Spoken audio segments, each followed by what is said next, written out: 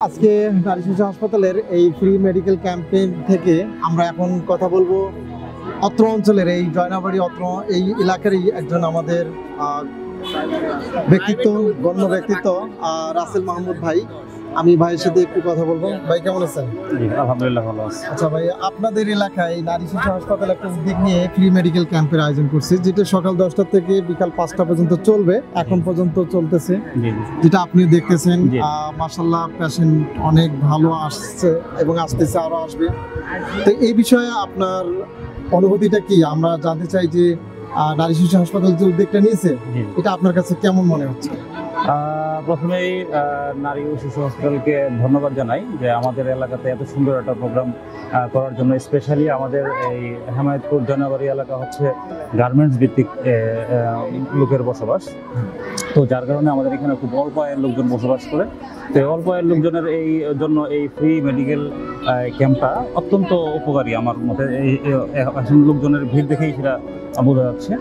তো আর আরেকটা জিনিস আমার কাছে খুব ভালো লাগলো, ওই কর্নারে যে ওই ফ্রি ওই ব্লাড গ্রুপিং যে চেষ্টা করতেছে, এই জিনিসটা আসলে আমার কাছে খুব খুবই ভালো লাগছে। বাচ্চারা খুব স্বতঃস্ফূর্তভাবে এই জিনিসটা উপভোগ করতেছে, প্লাস সে জানতে পারতেছে তার ব্লাড গ্রুপটা কি। সে আমার কাছে মনে হচ্ছে তারা খুব এনজয় করতেছে এবং তার কাছে একটা নতুন জিনিস ইনফরমেশন পাচ্ছে আর কি।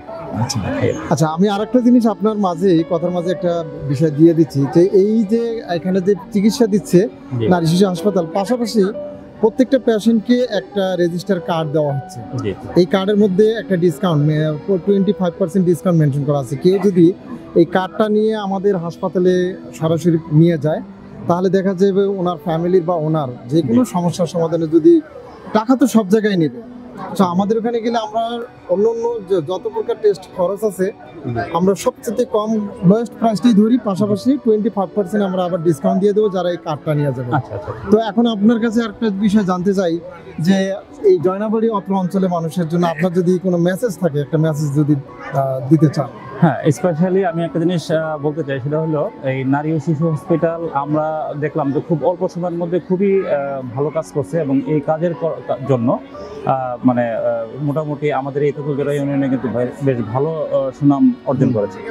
তো আমি আমার রিলেটিভ যারা আছে, আমি এই শুরু থেকেই মামুন ভাই যেহেতু এটার সাথে এটার ওনার মালিক, আমি একদম আমার শুরু থেকেই আমি আমার যারা আমার রিলেটিভ যারা আছে, বিশেষ করে হেমায়তপুর, আমার শ্বশুরবাড়ি জাহাউচর, বিভিন্ন এলাকা আমার রিলেটিভদেরকে আমি এই ইনফরমেশনটা দিই যে এখানের সার্ভিস খুব ভালো, আমার পরিচিত হয়েছে। তো ওনারা আসছে, ওনারা আসার পর আমি দেখলাম যে ওনারা সত্যিকার অর্থে খুবই হ্যাপি, এবং ওনারা পরবর্তীতে আরও বিভিন্ন পেশেন্টকে ওনারা আরও সাজেস্ট করছে যে তোমরা এখানে যেতে পারো, ঠিক আছে। এবং এইটা আমি দেখলাম যে না, সবাই হ্যাপি, এটা সবাই হ্যাপি।